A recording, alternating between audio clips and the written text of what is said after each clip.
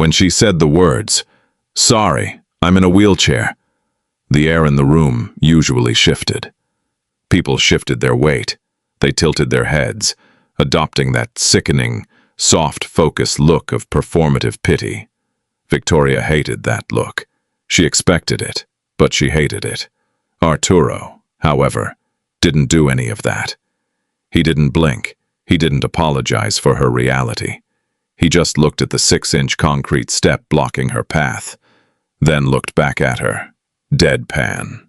"Okay, and I'm wearing boots. Are we listing obvious facts, or are we going to figure out how to look at these blueprints?" That was the exact second the ice cracked. Arturo wiped a smear of wood glue from the heel of his hand, staring at the overdue electric bill pinned to the refrigerator.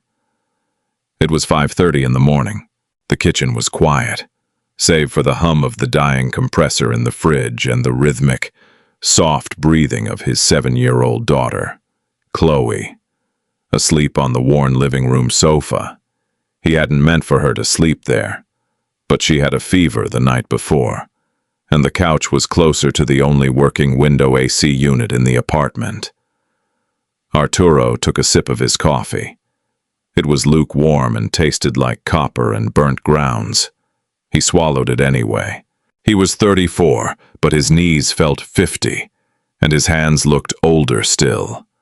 Calloused, scarred, permanently stained with dark walnut stain in the creases of his knuckles. He was a master carpenter, an artisan in a world that increasingly preferred flat-pack furniture and cheap veneers. He survived on high-end custom jobs, the kind commissioned by people who had more money than God, and twice the demands. Today's job was one of those, a massive library renovation in a sprawling estate up in the hills overlooking the city. The pay would clear his debts, cover Chloe's upcoming dental work, and give him 3 months of breathing room. If he didn't screw it up. "Dad." Arturo turned. Chloe was sitting up, rubbing her eyes, her wild blonde hair sticking up in gravity-defying cowlicks. "Hey, kiddo. How's the head?" he asked, crossing the room and pressing the back of his hand to her forehead. "Cool." The fever had broken. "I'm okay. Can I go to school?" Arturo hesitated. Mrs. Higgins, his usual backup babysitter, had called out sick yesterday. He couldn't afford to miss this walkthrough, but he also couldn't send a freshly recovered 7-year-old to a germ factory classroom. "Not today, Bug.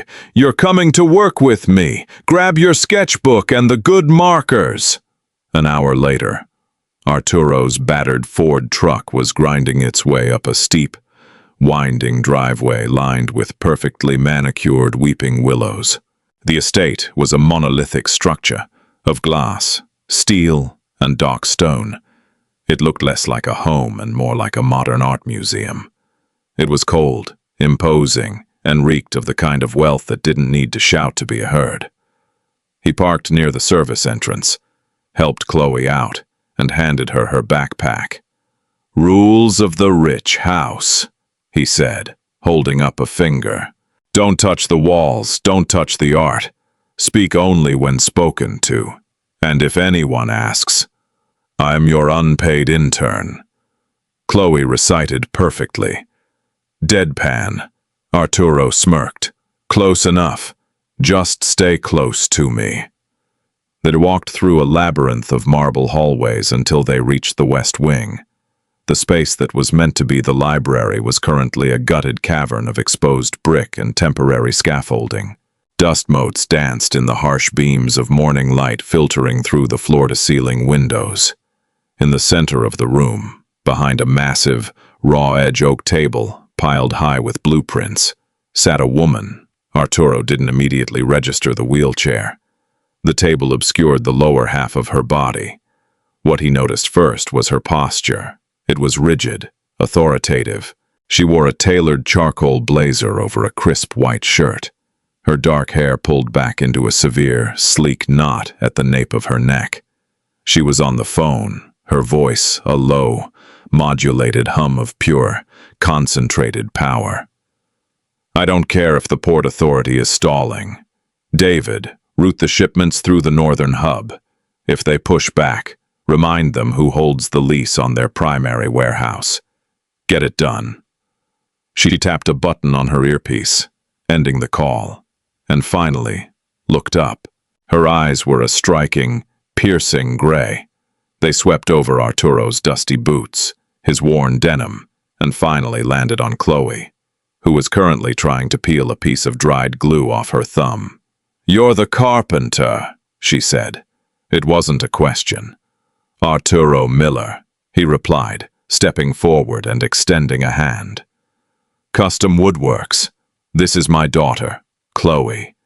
Childcare fell through. She won't be in the way." The woman looked at his extended hand for a fraction of a second before taking it. Her grip was firm, cold. "Victoria Hayes, and I sincerely hope she won't be Mr. Miller. I'm running a corporation from my dining room while this house is being rebuilt. I don't have time for distractions." Arturo withdrew his hand. Victoria Hayes, CEO of Hayes Global Freight, a self-made billionaire before 35, known in the financial columns for being brilliant, ruthless, and intensely private. "She's quieter than the dust. Ms. Hayes, where do you want to start?" Victoria gestured to the blueprints. "The shelving on the east wall. The architect designed them to be 14 feet high, with a rolling ladder system. I need them redesigned." Arturo frowned, stepping up to the table and looking over the schematics. 14 feet is standard for a room with this ceiling height. A rolling ladder makes the upper tiers entirely accessible. If we drop the height, you'll ruin the vertical symmetry of the room. It'll look squat. "I don't care about the vertical symmetry," Victoria said sharply. "I care about functionality." "A rolling ladder is functional," Arturo argued, his professional pride bristling. He wasn't just a hammer swinger, he was a craftsman. He hated bad design. "Look, if it's a safety concern, I can widen the treads on the ladder, put in a heavy-duty locking mechanism." "Mr. Miller," she interrupted, her voice dropping a register. Icing over, she pushed herself back from the table. The smooth, silent motors of her customized titanium wheelchair engaged, pulling her out from behind the oak slab into the clear morning light. Arturo stopped talking. Victoria stared at him, her chin tilted up, bracing for the inevitable shift in his demeanor. It was a defense mechanism she had honed over 5 years, ever since the accident that severed her spine at the T8 vertebra. She had watched people change when they saw the chair. They got soft, they stuttered. They suddenly treated her like she was made of spun glass instead of steel. "Sorry, I'm in a wheelchair," Victoria said. The words were clipped, laced with a bitter, preemptive strike of sarcasm. "Unless you plan on installing an elevator track on those 14-foot shelves, a rolling ladder isn't going to do me much good. Redesign them." The silence in the gutted room stretched, thick and heavy with dust. Victoria kept her eyes locked on Arturo, waiting for the stumble. She waited for the flush of embarrassment to creep up his neck, for the stammered apologies, the sudden, overly accommodating tone that drove her absolutely insane. Arturo looked at the chair. He looked at the heavy, off-road wheels, the sleek black frame, the way her legs were positioned perfectly still on the footrests. Then, he looked back at the blueprints. He didn't apologize. He didn't flush.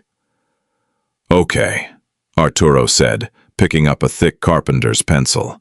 "And I'm wearing boots. Are we listing obvious facts, or are we going to figure out how to look at these blueprints from a lower angle?" Victoria blinked. It was a minute, almost imperceptible break in her armor. "Excuse me, you said you wanted functionality," Arturo said, his voice entirely devoid of pity or awkwardness. It was just a problem to be solved. no different than a warped joist or a crooked wall.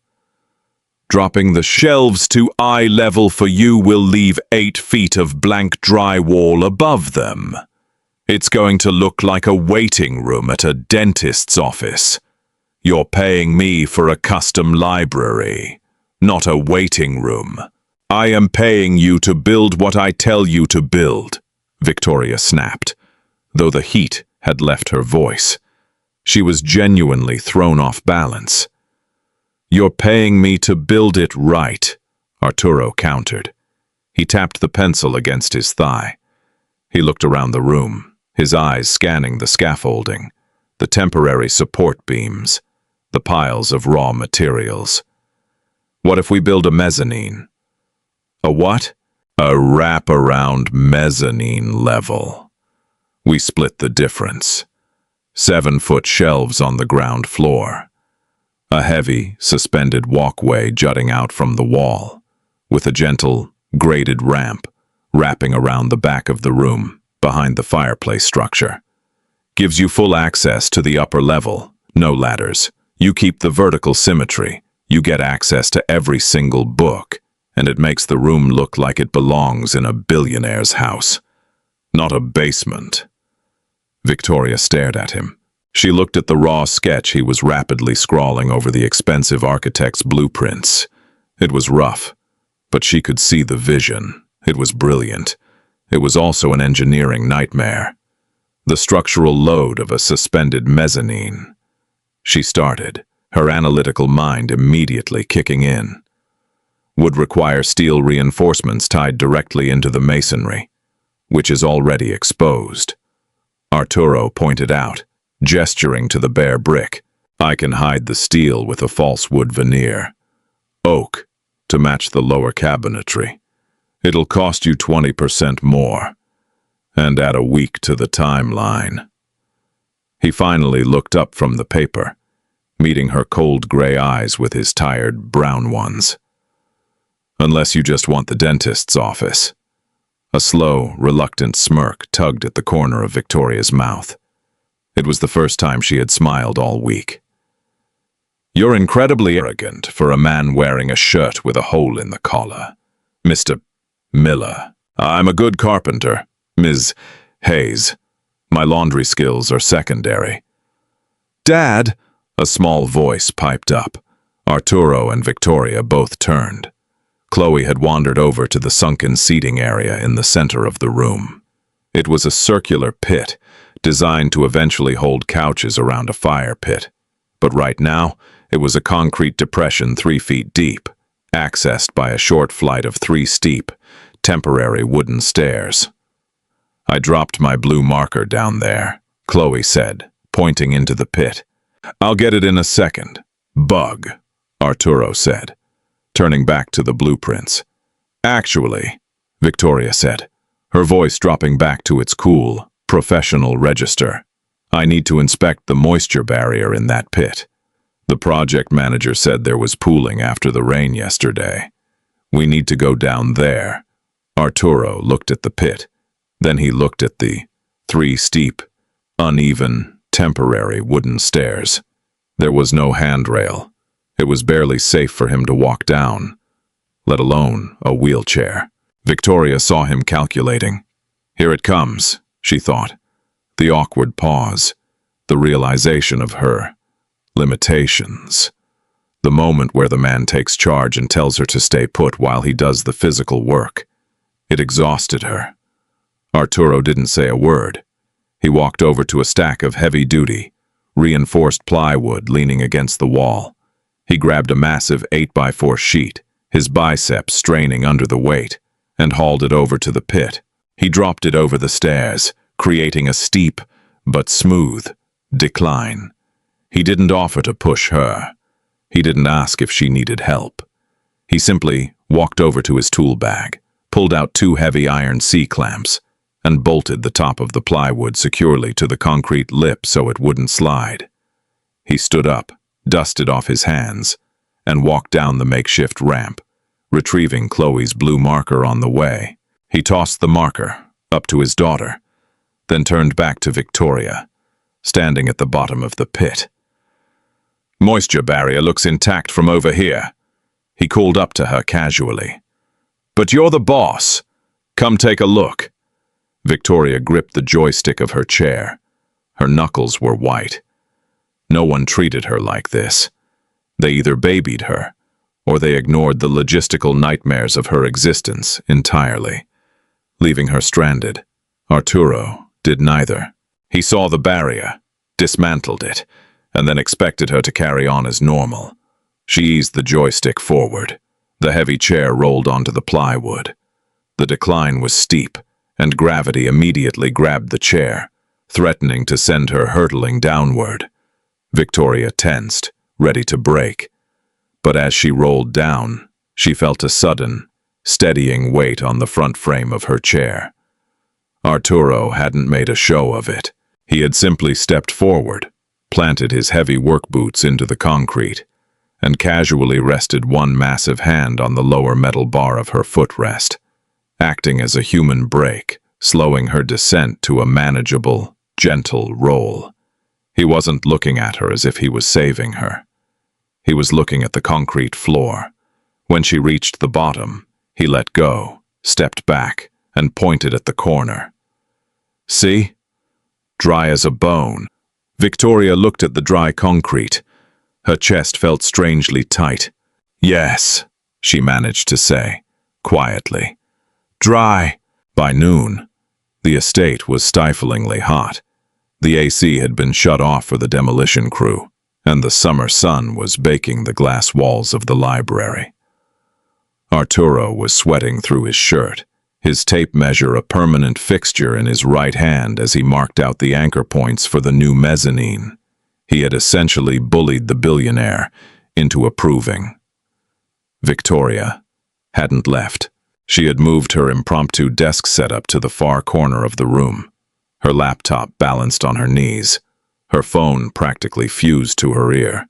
She was firing people, hiring people, and moving millions of dollars in freight while Arturo drilled into masonry. It was a bizarre choreography. Chloe, meanwhile, had grown bored of her markers. She had spent the last 20 minutes quietly edging closer and closer to Victoria, her large, observant eyes locked on the sleek machinery of the wheelchair. Arturo saw this happening out of the corner of his eye and froze. Chloe, he warned, his voice a low, sharp bark. Give Ms. Hazer space, she's working. Victoria held up a hand, silencing the executive on the other end of her phone.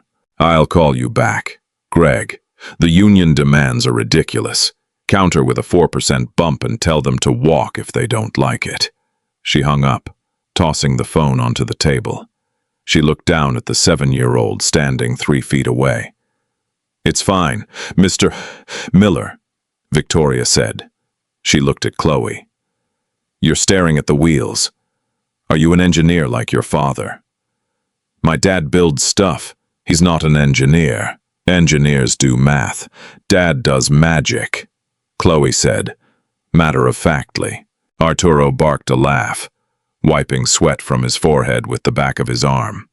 I'll remind you of that when you want a pony, kid. Chloe ignored him, stepping closer to Victoria. Is it fast? Chloe, Arturo warned again, stepping down from his stepladder. You didn't ask a billionaire about her disability. It was a social landmine. Arturo, let her ask, Victoria said, using his first name for the first time. It felt strange in her mouth, less corporate, more human. She turned her attention back to the girl. It's moderately fast. It goes about 6 miles an hour on flat ground. Can you do a wheelie? Victoria actually laughed. It was a rusty, unused sound that echoed strangely in the large room. No, the battery pack is in the front. It weighs 80 pounds to prevent exactly that from happening. Why do you need it? Chloe asked, tilting her head. The innocence of the question hung in the air, blunt and unpolished. Arturo winced. He stepped forward, grabbing a rag from his back pocket. All right, Bug. That's enough 20 questions. Time for my union-mandated coffee break. He looked at Victoria, an apology finally forming in his eyes. Sorry. She doesn't have a filter yet. Don't apologize for her curiosity. It's better than adults who stare and whisper, Victoria said. She looked at Chloe. I was in a car accident a long time ago. A truck hit my car. My spine got broken, so my brain can't send messages to my legs anymore to tell them to move. So, the chair moves for me. Chloe absorbed this information with the profound, terrifying pragmatism only children possess. Oh, does it hurt? Sometimes, Victoria answered honestly. Mostly, it's just annoying. Like when Dad's back hurts and he groans when he stands up.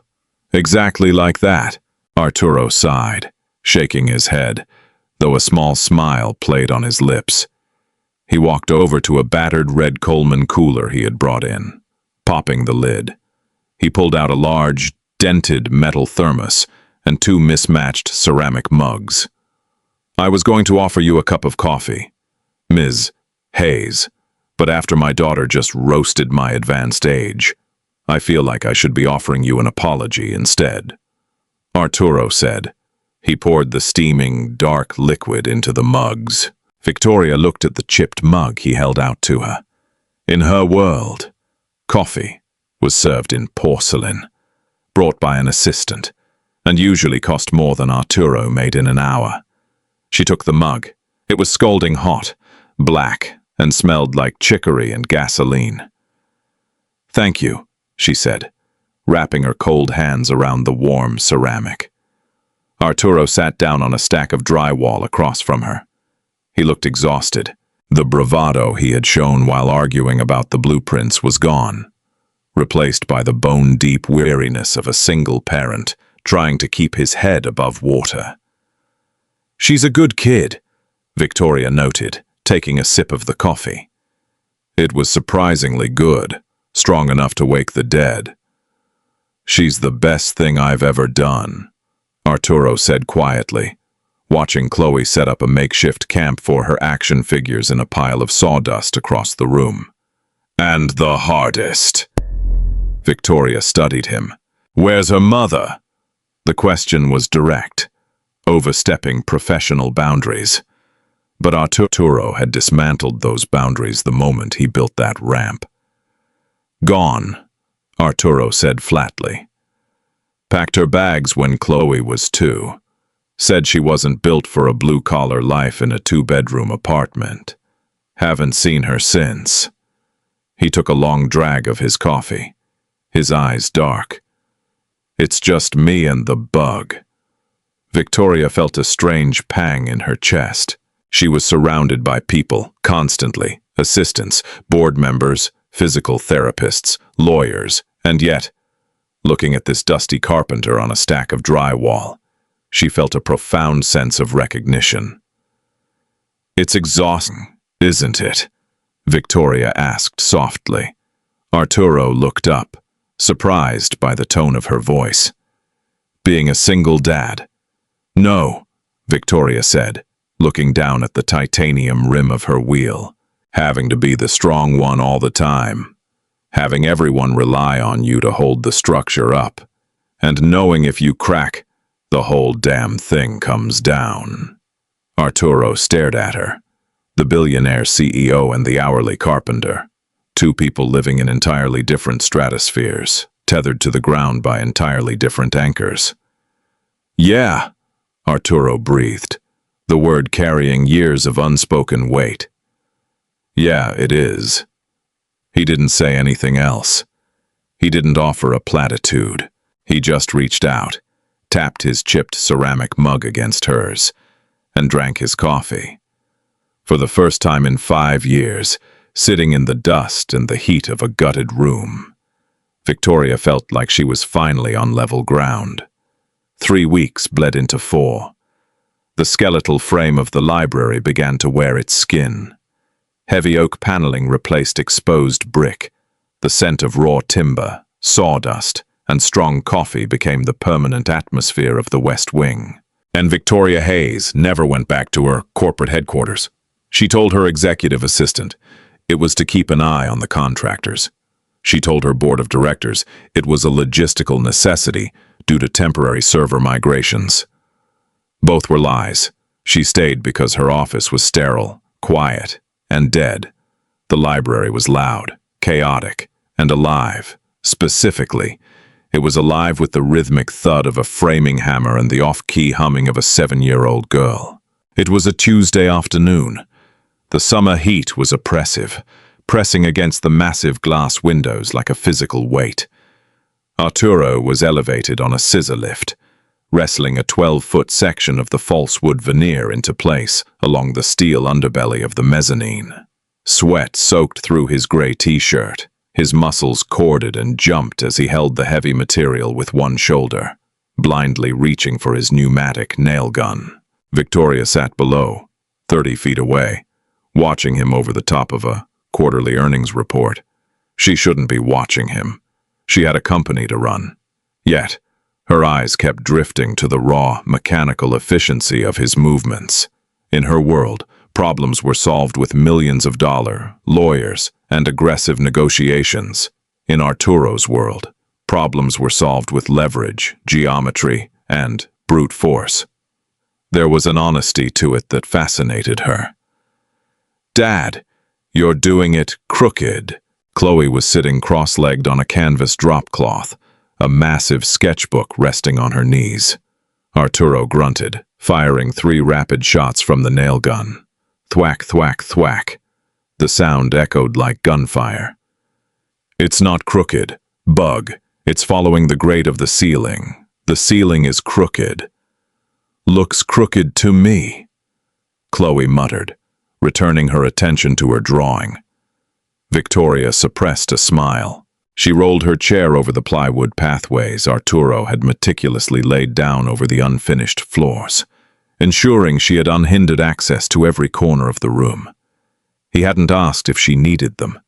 He had simply built them, arriving 3 hours early on a Sunday to lay them down before she woke up.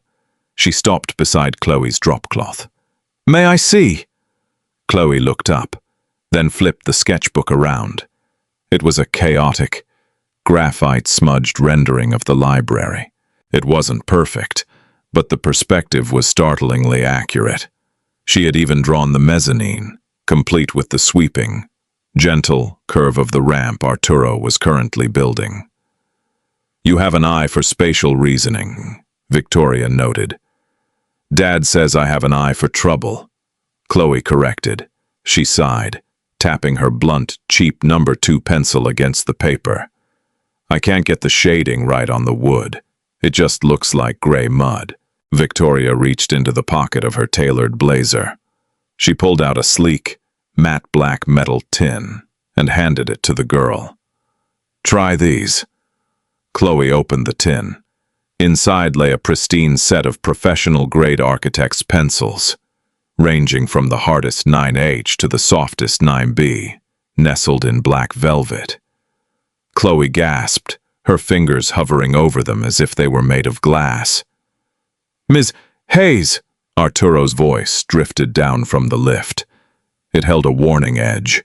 The machine hummed as he lowered himself to the ground, stepping off and wiping his hands on a rag. He walked over, his eyes fixed on the expensive tin. "Those look like they cost more than my truck. Given the state of your truck, Arturo, that's not a particularly high bar," Victoria said, not breaking eye contact. She knew exactly what he was doing. His pride was flaring, the blue-collar defense mechanism kicking in against the billionaire's charity. She wasn't going to let him have this fight. "They belong to my lead architect. He left them here last week. I was going to throw them out. They're clutter." Arturo stared at her. He knew she was lying. Her architect hadn't been on site in 2 weeks. Victoria held his gaze, her expression perfectly blank. "Challenge me," her gray eyes said. "Make your daughter give back the pencils because of your ego." Arturo looked at Chloe. whose eyes were currently the size of dinner plates as she tested a 4B pencil on a scrap of paper, marveling at the rich, dark line. He sighed, the fight draining out of his shoulders. "Say thank you, Chloe," Arturo murmured. "Thank you, Ms. Hayes," Chloe chirped, already furiously shading a corner of her drawing. Arturo looked back at Victoria. "You're a terrible liar, and you're a terrible delegator. You should have 2 men helping you lift that veneer," Victoria countered smoothly. "Can't afford 'em," Arturo said bluntly. He leaned against the scaffolding, crossing his arms. He didn't try to hide his reality. "Good help costs money, bad help costs time. I'm short on both. I can advance you the next phase payment." "No." The refusal was instant, sharp. "We stick to the contract. I don't take handouts, and I don't take advances." Victoria felt a flicker of genuine irritation. "It's not a handout, Arturo. It's a cash flow solution. It's basic business. It's basic business in your tax bracket," he replied, his tone softening but remaining firm. "In mine, it's a slippery slope to owing someone you can't afford to owe. We stick to the contract." He turned and walked back to the scissor lift. Victoria watched his broad back, a mixture of frustration and intense, undeniable respect settling heavy in her chest. He was stubborn, he was arrogant, and he was the only person in her life who didn't want a single damn thing from her. The crisis hit on a Thursday. A massive container ship chartered by Hayes Global Freight ran aground in the Suez Canal. It was a logistical nightmare that cascaded through global supply chains within hours. Millions of dollars were bleeding out by the minute. By 7 p.m., the library was empty of workers. Only Arturo remained, installing the heavy, custom-milled iron railings along the mezzanine ramp. He was working silently, acutely aware of the storm raging below him. Victoria had been on the phone for 6 straight hours. Her voice, usually a weapon of precise calibration, was ragged. She was speaking in rapid-fire French to a maritime lawyer in Marseille. Her laptop balanced precariously on her knees. Arturo paused, resting his drill against his thigh. He watched her. She looked smaller today. The tailored blazer was crumpled. Her hair, usually bound in a flawless knot, had loose strands clinging to the sweat on her neck. But it wasn't her exhaustion that made him stop. It was her legs. Her right leg, usually perfectly still, was trembling. It was a subtle vibration at first, vibrating against the aluminum footrest. Then, her left leg joined. Within seconds, both legs were rigid, jerking upward in violent, involuntary muscle spasms. Victoria's hand flew down, gripping her thigh in a white-knuckled vice, desperately trying to manually force the limb down. She didn't drop the phone. She didn't break her fluent French, but her knuckles were bone-white, and her jaw was locked in silent agony. Arturo didn't hesitate. He dropped the drill. He didn't run. Running meant panic, and panic bred pity. He walked down the ramp with heavy, deliberate steps, making sure she heard his boots on the wood. He approached her from the front, entering her field of vision slowly so he wouldn't startle her. Victoria looked up, her eyes wide, flashing with a sudden, fierce vulnerability. She hated this. She hated her body's betrayals, and she hated having witnesses even more. She shook her head sharply at him. "Back off." Arturo ignored her. He crouched down in front of her chair. "Keep talking," he ordered quietly, his voice a low, steady rumble. He reached out. He didn't ask permission. He gripped her ankles with large, calloused hands. His touch was incredibly firm, grounding. He didn't try to massage the muscles. He knew enough about severe spasticity to know that could make it worse.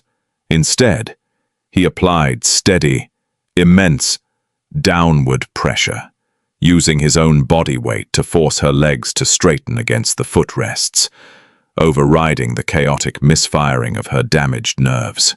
Victoria gasped, the air hitching in her throat, but she forced herself to keep speaking into the phone. Oui. Déposez l'injonction immédiatement. Yes. File the injunction immediately. Arturo stayed crouched. The muscles in her legs fought him, jumping and twitching under his grip. Hard as stone. It was like trying to hold down a live wire. He didn't flinch. He just held on, locking his elbows, becoming an anchor of absolute stillness. 10 minutes passed. The room was silent save for Victoria's clipped French and the harsh sound of her breathing. Slowly, agonizingly, the spasms began to subside. The rigid muscles softened, the twitching fading into weak tremors before finally stopping entirely. Victoria ended the call. The phone slipped from her fingers, clattering onto the floor. She slumped back against the headrest of her chair, closing her eyes. She was shaking, a cold sweat breaking out across her forehead. Arturo didn't let go immediately. He waited another full minute to ensure the spasms had truly passed. Then, he gently released her ankles, shifting his weight back onto his heels. He picked up her phone and placed it silently on the table. "Water?" he asked. Victoria kept her eyes closed. "Top drawer of the filing cabinet. There's a bottle of Bacardi. Pour it in a glass and tell me it's water." A dry chuckle escaped Arturo's chest. He stood up, his knees cracking loudly in the quiet room. He walked over to his red Coleman cooler, pulled out 2 bottles of cheap domestic beer, and twisted the caps off with the edge of his tape measure. He walked back, held one out to her. "Fresh out of rum, will a lukewarm blue-collar sedative do?" Victoria opened her eyes. She looked at the bottle, then at Arturo. She took it. The glass was sweating. She took a long, unladylike swallow. It tasted like cheap hops and salvation. "Autonomic dysreflexia," she said quietly, staring at the label on the bottle. "Triggered by extreme stress.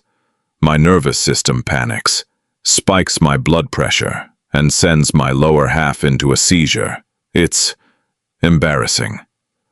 "Nothing embarrassing about a structural load limit," Arturo said, taking a swig of his own beer.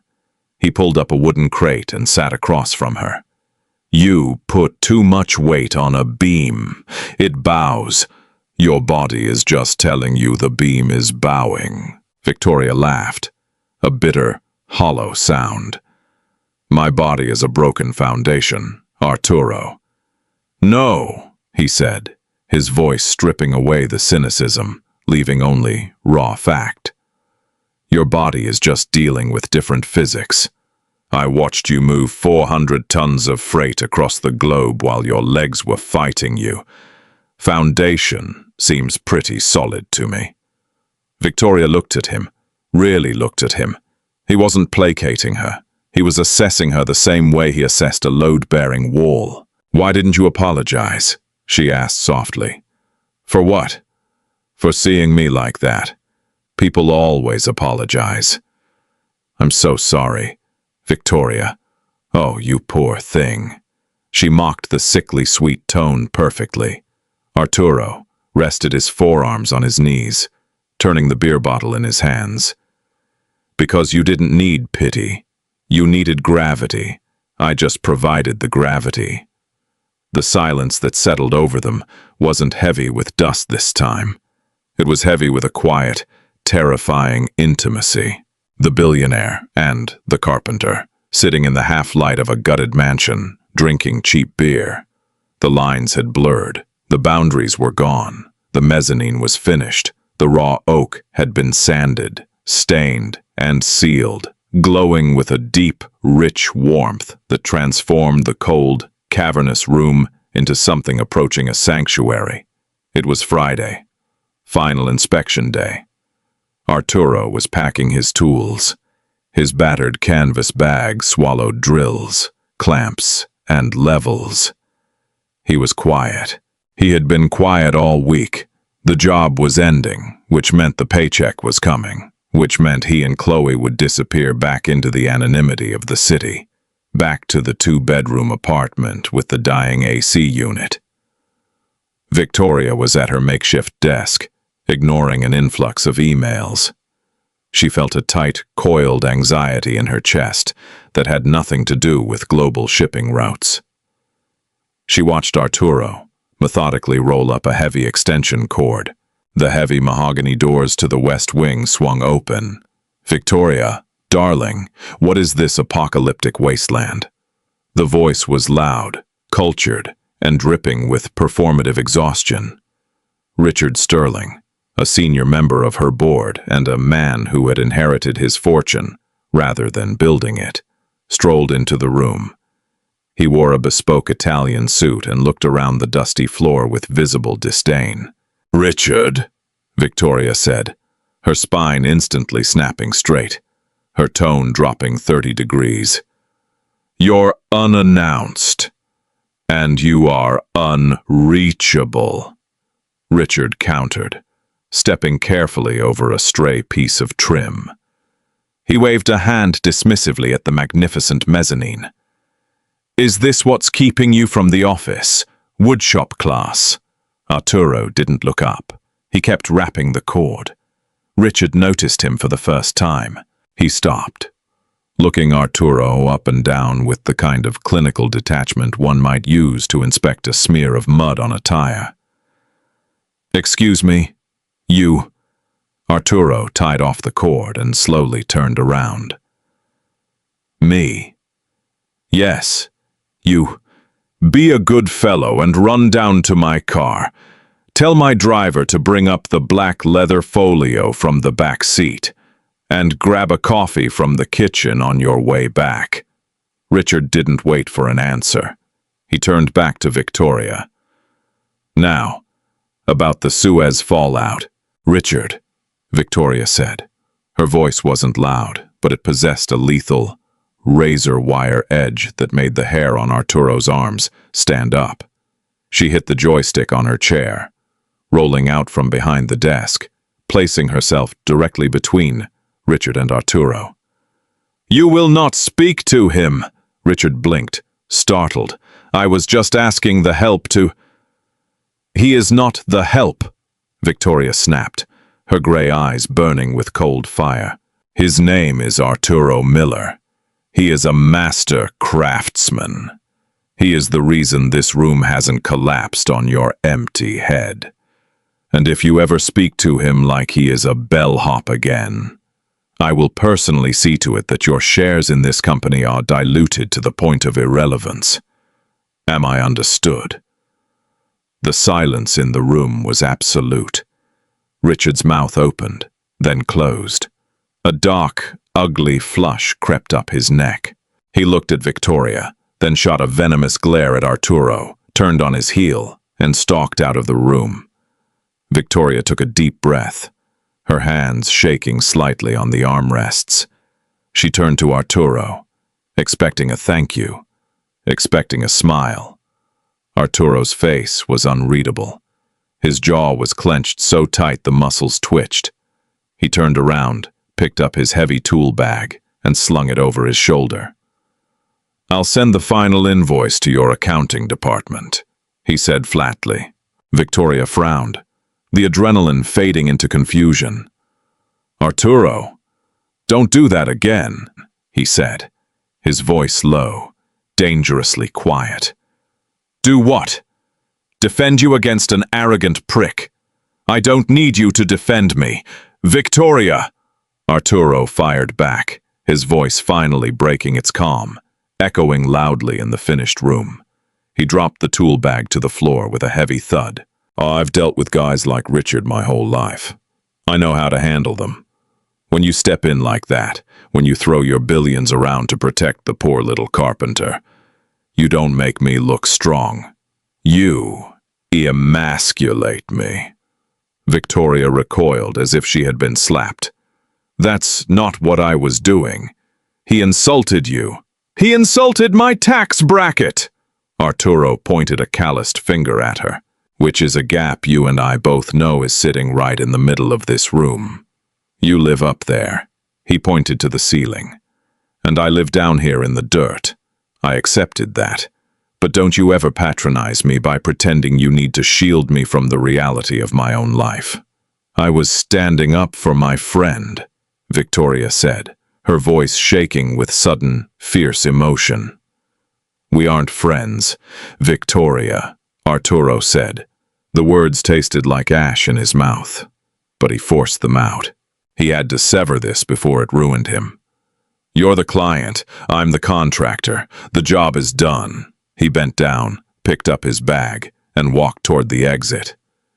Arturo, she called out, a desperate, raw crack in her voice. He stopped at the doorway, his back to her. The ramp, she said, staring at the beautiful, sweeping curve of wood he had built with his own 2 hands. You built the ramp so I wouldn't need a ladder, so we could be on the same level. Was that just part of the contract? Too? Arturo closed his eyes. The weight of his reality, his debts, his fears for Chloe, crashed down on him. He gripped the strap of his bag tighter. Yeah. Arturo lied softly into the empty air. Just part of the contract. He walked out, leaving the billionaire alone in her perfect, accessible room. The check cleared on a Tuesday. Arturo stood in the fluorescent glare of an ATM vestibule, staring at the green numbers on the screen. The balance was more money than he had ever seen in a single place at one time. It was enough to pay off his credit cards. It was enough to cover Chloe's dental surgery out of pocket. It was enough to buy a new compressor for the truck and put 3 months of rent into a savings account. He had won. He had survived the summer. He had clawed his way out of the financial hole his ex-wife had left him in. He hit cancel, took his receipt, and felt absolutely nothing. The next day, Arturo started a new job. It was a corporate gig, outfitting a block of high-rise condos downtown with standardized, flat-pack kitchens. There was no oak, there was no masonry. It was an endless sea of medium-density fiber board, cheap laminate, and cam lock screws. It was assembly line work that required no brain, no soul, and zero craftsmanship. He hated every single second of it. The air in the condos smelled like chemical adhesive and fresh paint. He missed the smell of sawdust. He missed the sharp, demanding ring of Victoria's phone, slicing through the noise of his nail gun. Most of all, he missed the terrifying, intoxicating feeling of being completely and utterly understood by someone he had no business even talking to. He got home at 6. The apartment was suffocatingly hot, despite the new, expensive window AC unit humming in the living room. "Hey, Bug," Arturo said, dropping his tool belt by the door. It hit the linoleum with a heavy, dead sound. Chloe was sitting at the tiny laminate kitchen table, hunched over her sketchbook. She didn't look up. "Mrs. Higgins made mac and cheese. It's in the fridge. She said you need to buy more milk." Arturo walked over, opening the fridge. The compressor hummed happily. It was full of groceries. Good groceries. Fresh fruit, decent meat, real cheese. He pulled out a Tupperware container, his eyes drifting to the table. Chloe was using the architect pencils. She had used them every day since Victoria had given them to her.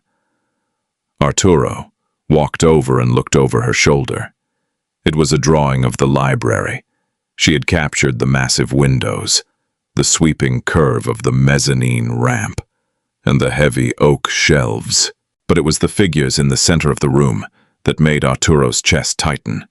There were 3 of them. A tall man with a hammer, a small girl sitting on a drop cloth, and a woman in a chair, her lines drawn with the darkest, softest 9B pencil, making her the undeniable focal point of the entire room. You shaded the wood right, Arturo said quietly, his voice raspy. Ms. Hayes said to use the side of the lead, not the point, to make it look like grain. Chloe murmured, still shading. She stopped, tapping the pencil against the paper. Why don't we go there anymore? Because the job is done, Chloe. Did you build it wrong? No, I built it perfectly. Chloe frowned, looking up at him. Her eyes were far too perceptive for a 7-year-old. Then why are you so mad all the time? Arturo didn't have an answer. He took his cold mac and cheese, sat on the worn sofa, and ate in silence. Across the city, high up in the hills. The library was perfectly quiet. Victoria sat at the massive, raw-edge oak table. The room was a masterpiece. The lighting caught the warm tones of the wood. The mezzanine hovered above, a perfect fusion of engineering and art. The ramp swept down behind the fireplace. An elegant, seamless integration of accessibility that looked like it had been born there, not forced in as an afterthought. She had what she wanted. A perfect, functional, beautiful space. She hated it. She rolled her chair backward, the motors whining softly in the vast silence. She navigated toward the ramp, engaging the incline. The chair climbed smoothly, the tires gripping the meticulously sanded wood.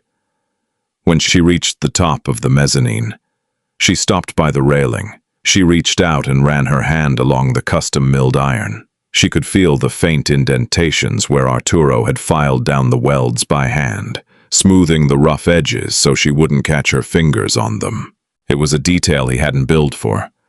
It was a detail a contractor didn't do. It was a detail a man did when he cared about the hands that would touch his work. Victoria looked down at the empty concrete pit below, now perfectly leveled and tiled, ready for the expensive Italian leather sofas arriving tomorrow. We aren't friends. Victoria, you're the client. I'm the contractor. His words echoed in her head, bouncing off the pristine walls. He had cut her down with the surgical precision of a man who knew exactly where her weak points were. He knew she was lonely. He knew she used her money as a shield, and he had refused to play the game. She pulled her phone from her pocket. She opened her banking app. She looked at the cleared transaction. Custom Woodworks. Paid in full. It was a clean break. The ledger was balanced. Victoria locked the phone and threw it. It sailed across the room, smashing into the newly painted drywall, dropping to the floor with a cracked screen. She didn't want a balanced ledger. She wanted the friction. She wanted the sawdust. She wanted the man who looked at her broken foundation and saw a load-bearing wall. The address was in a neighborhood Victoria's driver actively tried to avoid. It was an industrial district that had slowly surrendered to cheap residential zoning. Brick warehouses with blown-out windows sat next to squat, gray apartment blocks. The sidewalks were a minefield of cracked concrete, overgrown weeds, and discarded trash. Victoria's customized black SUV idled at the curb. The ramp deployed with a smooth, hydraulic hiss, lowering onto a patch of uneven pavement. Ms. Hayes, are you sure about this? Her driver, Thomas, asked, his eyes scanning the street nervously through the rearview mirror. I can go up and deliver whatever message you have. I'm perfectly capable. Thomas, keep the engine running, Victoria said. She rolled down the ramp and hit the pavement. Immediately, the reality of Arturo's world rattled through her spine. The shocks on her chair were built for smooth marble and corporate carpets, not the violently jagged terrain of a neglected city sidewalk. Every crack sent a jolt into her lower back.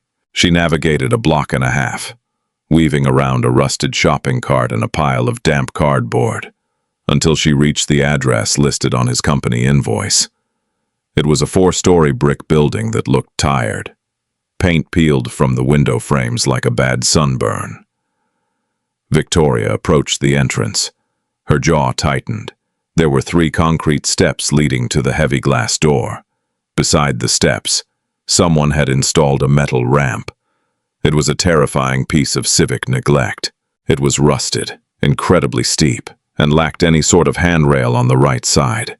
It didn't meet a single ADA code in existence. She stared at it. The sheer, brutal unfairness of the built world pressed down on her. In her mansion. Arturo had built her a sweeping, perfectly graded masterpiece. Here, in his reality, he lived behind a rusted barricade that told people like her they didn't belong. She gripped the joystick. She leaned her torso forward, shifting her center of gravity to prevent the heavy chair from tipping backward, and pushed the speed to maximum. The motors roared. The chair hit the metal ramp with a violent clang. The wheels spun for a fraction of a second on a patch of rust, searching for traction before biting hard. Victoria flew up the steep incline, her teeth rattling in her skull, and slammed to a halt on the tiny concrete landing just before the door. She exhaled a shaky breath, her hands trembling. She keyed the buzzer for apartment 3B. Static crackled through the ancient speaker. "Yeah, who is it?" Arturo's voice was distorted, tired. "Open the damn door." "Oh, Arturo," Victoria said. The static went dead. 10 agonizing seconds passed. Then, the heavy lock buzzed with a loud, angry rattle. Victoria pushed the door open and rolled into the lobby. It smelled heavily of bleach, old cooking oil, and damp wool. The elevator was a claustrophobic box with scratched metal walls. She barely fit. She had to back in, scraping her footrests against the sliding doors. When the doors opened on the 3rd floor, Arturo was standing in the hallway. He was wearing faded gray sweatpants and a white t-shirt stained with tomato sauce. He held a dish towel in one hand. His hair was a mess. He looked completely and utterly disarmed. He stared at the titanium wheelchair taking up nearly the entire width of his narrow hallway. He looked at Victoria, in her tailored slacks and a silk blouse, looking like a diamond dropped in a dirty ashtray.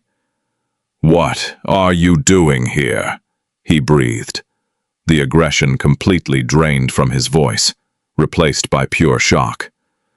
"You did the trim work on the east window wrong," Victoria lied smoothly, her voice echoing in the cheap plaster hallway.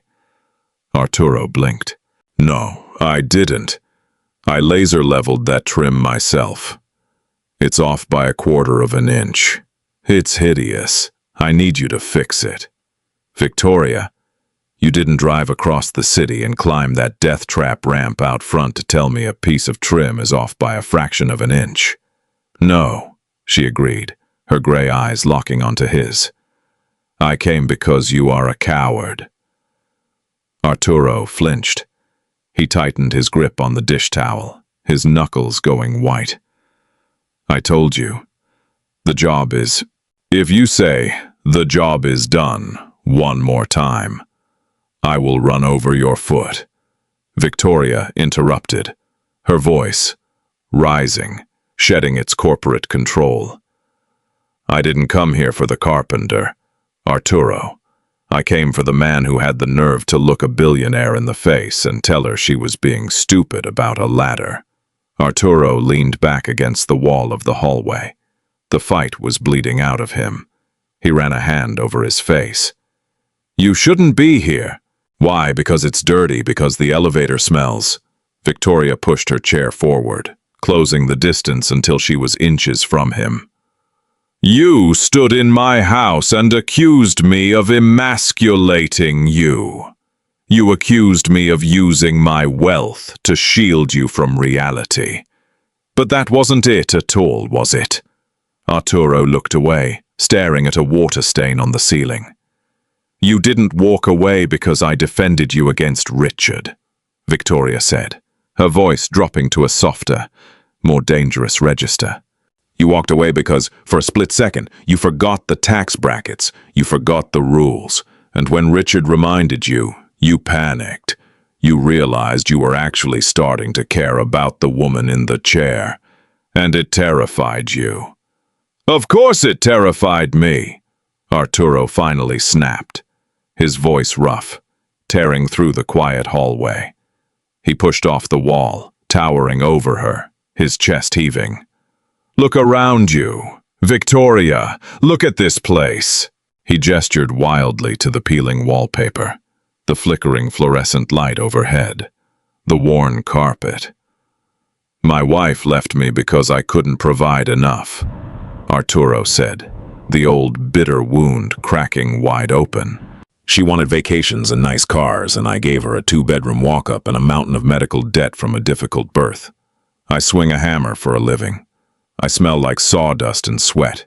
You move markets. You own fleets of ships. You drink coffee out of cups that cost more than my weekly grocery budget. He dropped his arms, his shoulders slumping. The anger vanished, leaving only a profound, exhausting sadness. What the hell am I supposed to offer you? He asked, his voice breaking. I can't take care of you. Victoria, I can't be the guy who fixes your life. Victoria sat perfectly still. The silence hung between them, heavy and raw. She looked at his calloused hands. She looked at the exhaustion, etched deep into the corners of his eyes. Arturo, she said quietly, look at me. He slowly brought his gaze back to hers. I don't need you to fix my life, Victoria said, her voice steady, stripped of all pretense. I have people who fix things. I have doctors. I have physical therapists. I have an army of lawyers and accountants. I can buy anything on this earth. Do you know what I can't buy? He didn't answer. Gravity, she whispered. She reached out. She took his large, scarred hand in hers. Her fingers were cool and smooth. His were rough and warm. Everyone in my life treats me like I'm fragile, Victoria said, her thumb tracing the deep callus on his palm. They tiptoe. They apologize for stares. They pity me. You never did. You saw the broken foundation, and you just built a better support structure. You didn't baby me. You pushed me. You're the only person who demands I stand on my own 2 feet, even when I can't. Arturo swallowed hard, his throat tight. He looked down at their joined hands. You think you have nothing to offer me? Victoria asked, a small, genuine smile touching her lips. You gave me the only room in my entire house where I feel like a human being. You gave me a cup of terrible coffee that tasted like freedom. You gave me the truth. The hallway door creaked open. Chloe peeked her head out. She was wearing mismatched pajamas, a dab of red pasta sauce on her chin. She looked at Arturo, then her eyes darted down to the wheelchair. Her face instantly lit up with the blinding, uncomplicated joy of a child. You brought the wheels! Chloe yelled, shoving the door wide open and running out into the hallway. Arturo hurriedly let go of Victoria's hand, a sudden flush creeping up his neck. Victoria laughed. It was the same rusty, unused laugh she had let out in the dust of the library weeks ago. But this time, it was louder, echoing off the cheap plaster walls. I did bring the wheels, Chloe, Victoria said, shifting her attention to the little girl. Though your ramp downstairs needs some serious engineering help. It's a structural nightmare. I told Dad that, Chloe said proudly. I told him the angle of incidence was too high. He told me to stop using big words to insult his apartment. Arturo groaned, rubbing the bridge of his nose. I'm raising a monster, a tiny, arrogant monster. She's brilliant, Victoria corrected. She looked back up at Arturo. The humor faded from her eyes, replaced by a quiet, fierce determination. I fired Richard today. Arturo froze. You what? I bought out his shares. I forced him off the board. It cost me an obscene amount of money, and my legal team is having a collective aneurysm. "Victoria, you didn't have to do that for me," Arturo said, the panic rising in his chest again. "I didn't do it for you," Victoria said sharply. "I did it for me, because I realized I don't want people in my life who look down on the people I respect. I'm cleaning house. I'm fixing my own foundation." She backed her chair up slightly, creating an inch of space between them. "I don't know how this works, Arturo," Victoria said, her voice dropping, laying her cards on the table. "I don't know how we bridge the gap between your world and mine. I don't know how to do this without my money making you feel small. And I don't know how to do this without my chair making things complicated. It's going to be messy. It's going to be an engineering nightmare." Arturo looked at her. He saw the brilliant, ruthless billionaire. He saw the woman whose legs betrayed her. He saw the person who had driven through the worst part of the city, climbed a rusted metal ramp, and forced her way into his cheap apartment just to call him a coward. He saw his equal. "I don't mind a mess," Arturo said slowly, a small, crooked smile finally breaking through the heavy lines of his face. "And I'm pretty good with engineering nightmares." He stepped forward. He didn't bend down to meet her at eye level. He stayed standing, forcing her to look up at him, maintaining the friction, maintaining the push and pull that made them work. "But I have rules," Arturo said, his tone turning serious. "I'm a CEO. I love rules," Victoria countered, crossing her arms. "1. Arturo ticked off a finger. "I pay for my own dinners, even if we're eating street hot dogs because it's all I can afford. I buy my own food. 2. No pity for my bank account, and no pity for your chair. We deal with the obstacles. We don't apologize for them." 3. He glanced down at Chloe, who was currently inspecting the LED battery indicator on Victoria's armrest. "If you ever try to give my daughter $100 pencils again, I will report you to Child Services for spoiling her." Victoria smirked. "The pencils stay. It's an investment in future architectural talent. The rest of the terms are acceptable." "Good," Arturo said. He reached out and hit the button for the elevator. The old machine groaned and began its slow descent to the lobby. "Are we leaving?" Victoria asked, confused. "I'm starving, and Chloe's mac and cheese is an insult to the culinary arts," Arturo said, grabbing a worn leather jacket off a hook by the door. "We're going to get pizza. A cheap, greasy pizza down the street. It has terrible lighting. The tables are sticky, and there are exactly 0 steps to get inside." Victoria looked at him, the tightness in her chest, the coil of anxiety that had been wrapped around her lungs for 5 years, suddenly went slack. "Lead the way, Mr. Miller," she said. Arturo walked out of the apartment, locking the door behind him. He walked alongside the wheelchair, not pushing it, not hovering, just matching her pace. They moved down the narrow hallway, the master carpenter and the billionaire CEO, navigating the uneven floor together. It wasn't a fairy tale. The gap between them was still massive. The friction would still be there tomorrow. There would be arguments about money. There would be medical crises. There would be the exhausting, daily grind of navigating a world built for the able-bodied and the wealthy. But as the elevator doors slid open, Arturo looked down at Victoria, and Victoria looked up at him. They weren't ignoring the gap anymore. They were just finally ready to build a bridge across it. Sometimes, the strongest foundations aren't made of concrete and steel. They're built on raw honesty, mutual respect, and the willingness to meet someone exactly where they are. Broken edges and all. Arturo and Victoria proved that love isn't about ignoring our differences. It's about rolling up our sleeves and building a bridge across them. If this story of smashing barriers and finding love against the odds moved you, hit that like button. Share it with someone who needs a reminder that true strength lies in vulnerability. And subscribe for more deeply human stories. What would you build? Let me know below.